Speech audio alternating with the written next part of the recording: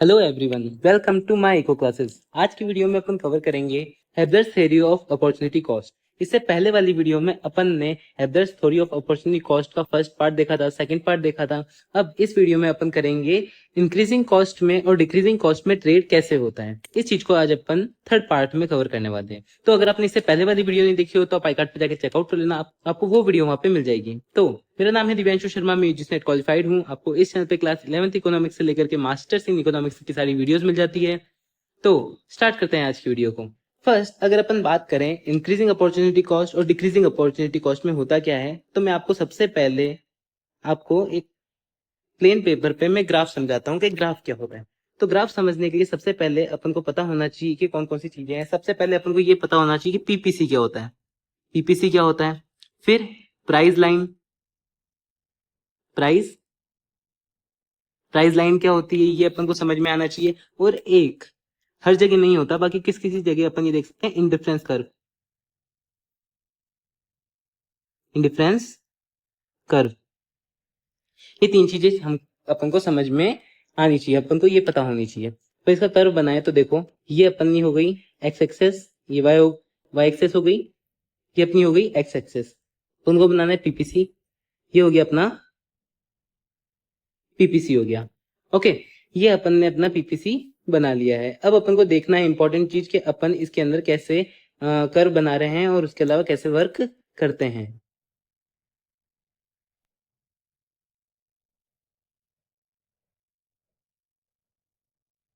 अब देखो, सबसे पहले अपन एक चीज देखें कि हमारी प्राइस लाइन थी। प्राइस लाइन पे जैसे एक प्राइस लाइन यहाँ पे अपन ने एक प्राइस लाइन खींच ली। अब इस प्राइस लाइन पे और जहाँ पे पीपीसी मिल रहा है वहां पे अपना इक्विलिब्रियम आता है और इसको अपन ने बोल दिया ए पॉइंट। ए पॉइंट पे क्या हो रहा है, हम यहाँ पे अपन अपनी क्वांटिटी डिसाइड कर रहे हैं कि वाई गुड़ की कितनी क्वांटिटी बनाएंगे और यहाँ पे डिसाइड करेंगे एक्स गुड़ की कितनी बनाएंगे। तो हमने वाई गुड़ और एक्स गुड़ की क्वांटिटी अपन ने डिसाइड कर ली। तो यहाँ पे क्या आ गया, वाई वन, यहाँ पे हो गया एक्स वन। ये अपन ने क्वांटिटी डिसाइड कर ली है। अब क्या होता है कि जब अपन देखते हैं कि यार इंटरनेशनल ट्रेड करें, अपॉर्चुनिटी कॉस्ट क्या आ रही है, ये सारी चीजें करें, तो क्योंकि अभी अपन किसका बना रहे हैं, इंक्रीजिंग अपॉर्चुनिटी कॉस्ट का अपन कर्व बना रहे हैं। इसके अंदर अपन देखते हैं कि अगर अपन ट्रेड करें तो क्या फायदा होता है। तो एक कंट्री एनालाइज करती है और ये देखती है कि नहीं, ट्रेड करने से हमको क्या हो सकता है, फायदा हो सकता है। कैसे हो सकता है कि अब अगर मानो कि ये कंपनी ट्रेड करने लगती है, ट्रेड करने से ये कंपनी कहाँ से स्टार्ट होती है, इधर सीधी लाइन यहाँ पे खींचती है और एक स्ट्रेट लाइन ही नीचे आती है। तो अपन ये देखते हैं कि इतना सेक्रीफाइस इसने किया वाई गुड का, और इतना सेक्रीफाइस करने से इंक्रीज क्या हो गया, यहाँ पे एक्स टू हो गया, यहाँ पे क्या हो गया, टू वाई टू से एक्स टू हो गया। अब देखो, ये कंट्री करने लग गई, अब अपना क्या हो गया, यहाँ पे बी हो गया। अब एक और प्राइस लाइन बन जाएगी क्योंकि प्राइस लाइन चेंज हो जाएगी। ये एक प्राइस लाइन मैंने एक प्राइस लाइन और बना दी। ठीक है, ये समझ जाओ, देखो थोड़ी स्ट्रेट नहीं है, बाकी प्राइस लाइन टू है, ये प्राइस लाइन वन थी यहाँ पे। ओके, ये प्राइस लाइन वन थी, समझ आना आप। तो जैसे प्राइस लाइन टू बनी, प्राइस लाइन टू से अपन ने देखा कि हमारी प्राइस लाइन क्या हुई, बढ़ी, हम सारी चीजें इंक्रीज करने लगे। बट अब अपन बात करते हैं ये सारी चीजें, ये सारा आपने सिनेरियो समझ लिया होगा, क्योंकि ट्रेड करने के लिए उन्होंने क्या किया, वाई से वाई टू की मतलब की क्वांटिटी डिक्रीज कर दी और एक्स की क्वांटिटी बढ़ा दी, ताकि हम क्या कर सके, ट्रेड कर सके। अब बात आती है रिक्वायरमेंट की। किसी भी कंट्री को रिक्वायरमेंट होती है, जैसे कोई भी चीज, जैसे मान लो ये ए कंट्री है, ए कंट्री का अगर अपन मान के चल रहे हैं तो ए कंट्री को पहले कितनी रिक्वायरमेंट थी, कोई भी, जैसे मान लो एक्स गुड की रिक्वायरमेंट कितनी थी इनको, ओ एक्स वन के ओ एक्स वन तो इनको चाहिए था खुद के लिए कंज्यूम करने के लिए, और वाई गुड की कितनी चाहिए थी, ओ वाई वन। ये अपन को रिक्वायरमेंट थी, मतलब कोई भी कंट्री ओ वाई वन तो क्या कर रही थी, वाई गुड की आवश्यकता थी, और ओ एक्स वन अपन को एक्स की आवश्यकता थी। ठीक है, अब जब ये ट्रेड करने लगी तो देखो मैं इसको यहाँ से थोड़ा सा क्लियर कर देता हूँ। अब जब जैसे ही कंट्री ट्रेड करने लगी, ट्रेड करने से क्या हुआ, वाई वन की जो रिक्वायरमेंट थी उसको अपन ने कम कर दिया। अपन ने देखा कि यार इसको बाद में देखेंगे, पहले अपन क्या करते हैं, इंक्रीज कर देते हैं। तो अपन ने ट्रेड किया और ये चीज इंक्रीज कर दी। ओके, तो अब क्या कर रहे हैं, अपन को रिक्वायरमेंट ओ एक्स वन की है, अपन प्रोडक्शन कितना कर रहे हैं, तो अपन प्रोडक्शन कर रहे हैं ओ एक्स टू। तो अब जो ज्यादा प्रोडक्शन है, क्योंकि अपन को रिक्वायरमेंट कितनी है, ओ एक्स वन की, तो अब इन दोनों का डिफरेंस अगर अपन निकालते हैं तो क्या निकलता है, ओ एक्स वन एक्स टू। ये जो डिफरेंस है इन दोनों के बीच का, ये जो डिफरेंस है देखो, ये वाला जो डिफरेंस है ये ग्रीन वाला, क्योंकि ये एक्स्ट्रा है, कंट्री को रिक्वायरमेंट नहीं है इस ग्रीन वाली जगह की, तो इतना क्या कर देगी, ये एक्सपोर्ट कर देगी। अब एक्सपोर्ट करने से क्या होगा कि ये बाहर से कोई चीज इंपोर्ट कर सकती है, तो जब ये इंपोर्ट कर सकती है तो ये कितना इंपोर्ट करेगी, तो ये बढ़ाएगी, क्योंकि वाई गुड की डिमांड चाहिए इनको, तो ये बढ़ाएगी, और बढ़ाने के बाद ये वाई गुड को क्या कर देंगे, ऐसे इंक्रीज कर देंगे। तो अब ये क्या हो रहा है, यहाँ पे वाई वाई थ्री हो गया, ठीक है। तो मतलब अब देखो, ट्रेड करने से पहले क्या कर रहे थे ये लोग, वो एक्स वन की डिमांड थी, वो वाई वन की डिमांड थी, और इतना ही ये प्रोड्यूस कर पा रहे थे। बट ट्रेड करने के बाद में वो एक्स वन की डिमांड तो पूरी हो रही है, बट वाई क्या हो गया, वाई थ्री चला गया, यानी वाई वन से भी ज्यादा अपन क्वांटिटी कंज्यूम कर पा रहे हैं। तो ये ट्रेड करने से क्या होना है, इसको फायदा हो रहा है। अब देखो एक ग्राफ पे, आपको पहले वाले ग्राफ पे वापस दिखाता हूं मैं आपको, कि जैसे ये है प्राइस लाइन, ये P1 थी, ठीक है। अब इस P1 पे अपन देख रहे हो, ए पे इस जगह अपनी क्या हो रही थी, रिक्वायरमेंट हो रही थी, यहाँ पे अपन फुलफिल कर रहे थे। बट ट्रेड करने के बाद हम क्या हो गए, इस पे आ गए, CFW1 पे आ गए। तो अब हमको क्या करना है, ये चीजें हमारी एक्स्ट्रा थी, हमने एक्सपोर्ट कर दी, और इसका एक्सपोर्ट के बदले अपन क्या करने लगे, इंपोर्ट करने लगे, क्योंकि प्राइस लाइन हमारी क्या हो गई, P2 चली गई प्राइस लाइन। अब प्राइस लाइन के अकॉर्डिंग जब अपन इंपोर्ट करेंगे तब ये क्या होगा, बढ़ जाएगा, ये यहाँ पे आ जाएगा। तो अब C2 हो गया। तो अब पहले तो हम क्या कर रहे थे, सी तक का कंजम्पशन कर रहे थे और हमको इतनी रिक्वायरमेंट थी, बट अब ज्यादा बढ़ गया, तो इसलिए हमको क्या हो रहा है, ट्रेड करने से फायदा हो रहा है। और ये फायदा क्यों हो रहा है, कि जब हम एक ही गुड को ज्यादा इंक्रीज करते हैं अपॉर्चुनिटी कॉस्ट के लिए, जब हम इनको इंक्रीज करते हैं और उसको एक्सपोर्ट करते हैं, तो हमको इम्पोर्ट जो होता है वो भी क्या होता है, ज्यादा होता है। इस वजह से हमारी क्या होती है, सेटिस्फेक्शन बढ़ता है। और जब मैंने आपको कहा था कि अपन इसके अंदर उस चीज का भी ध्यान रख सकते हैं, आईसी कर्व का, तो आईसी कैसे वर्क करेगा, तो पहले जब आईसी था वो किधर था, पहले आईसी था इस ए पे प्राइस लाइन, और इस पे ये था अपना IC1। अब क्या हुआ, ट्रेड किया अपन ने, ट्रेड करने से अपना क्या हो गया, ये ऊपर चला गया, ऊपर जाने की वजह से ये हो गया C3 या C2 अपन मान लो। तो IC भी अपना क्या हो गया, क्योंकि यहाँ पे भी प्राइस लाइन है, तो IC भी ऊपर बढ़ गया, यहाँ पे क्या हो गया IC,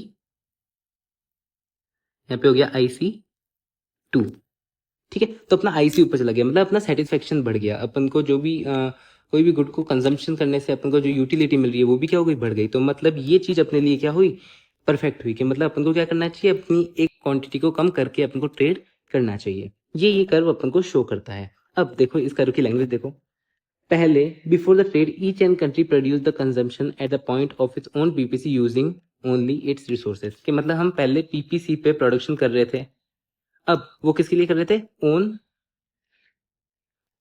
ओन कंजम्पशन के लिए कर रहे थे, ठीक है। बट जैसे अपन को पता चला कि हम किसी एक गुड में स्पेशलाइज हो सकते हैं और उसको बना सकते हैं, और वो हमारे ट्रेड के लिए बेनिफिशियल रहेगा, तो हमने एक ही गुड का इंक्रीज किया, मतलब एक्स का अपन ने इंक्रीज कर दिया।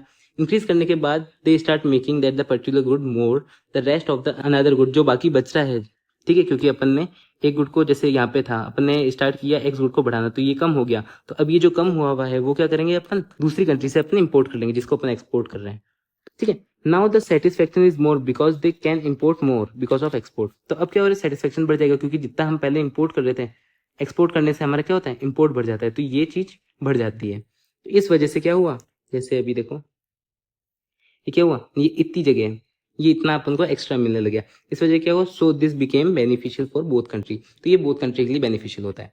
अब जैसे अपन ने ये कर्व बनाया, ये का यही कर्व दूसरी कंट्री का भी बन सकता है, तो इससे अपन कह सकते हैं कि ये ए कंट्री का हो गया, ये बी कंट्री का ऐसे हो सकता है, ठीक है।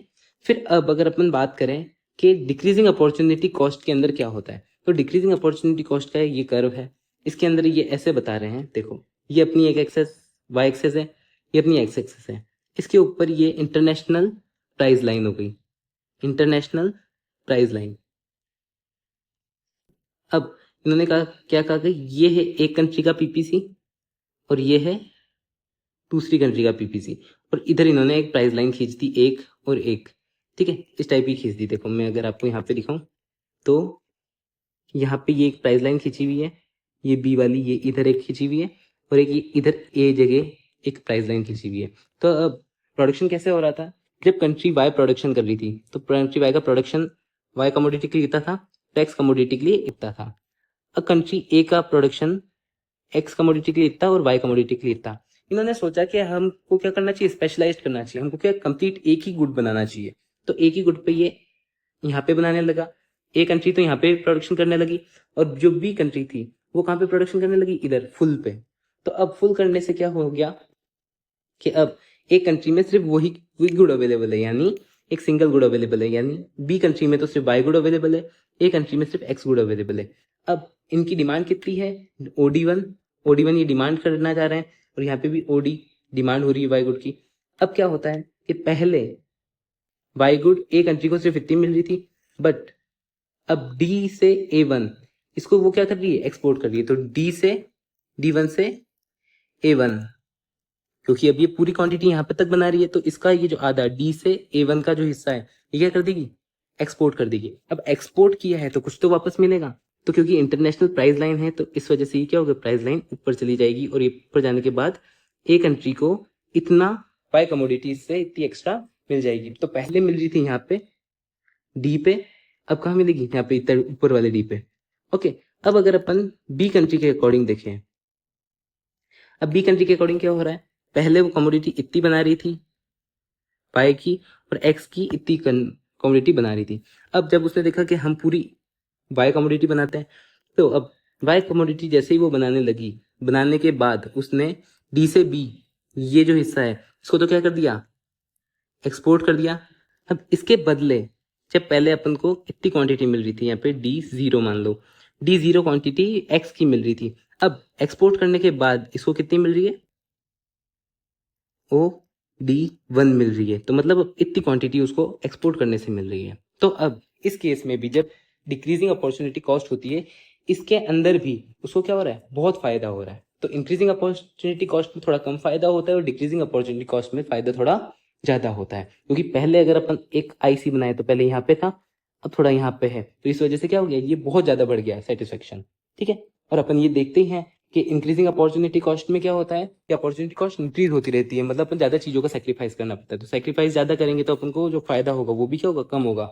और डिक्रीजिंग अपॉर्चुनिटी कॉस्ट में क्या होता है कि अपन को क्या करना पड़ा है, सेक्रीफाइस कम यूनिट का करना पड़ा है, तो जिसकी वजह से क्या होगा, हमको सेटिस्फेक्शन यानी हमको मिलने वाली यूटिलिटी वगैरह क्या हो जाएगी, बढ़ जाएगी। तो दोनों ही केस में जब अपन ट्रेड करते हैं तो वो क्या हो रहा है, अपने लिए बेनिफिशियल हो रहा है और अपन उसी कमोडिटी को बताते हैं जो हम जिसमें हम क्या है, स्पेशलाइज्ड हैं। तो होप आपको ये वीडियो समझ में आ गई होगी, अच्छी लगी होगी। तो अगर आपको ये वीडियो समझ में आई है, अच्छी लगी तो वीडियो को लाइक कर देना, चैनल को सब्सक्राइब कर देना। कोई भी डाउट हो, क्वेश्चन हो तो आप कमेंट बॉक्स में पूछ सकते हैं। अपन मिलेंगे नेक्स्ट वीडियो में। Thanks for watching.